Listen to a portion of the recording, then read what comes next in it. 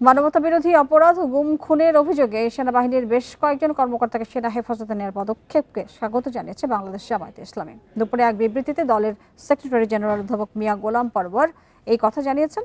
বিবৃতিতে তিনি বলেন, গুম ও খুনের সঙ্গে জড়িত সেনা কর্মকর্তাদের বিচারের আওতায় আনার প্রক্রিয়া শুরু হয়েছে।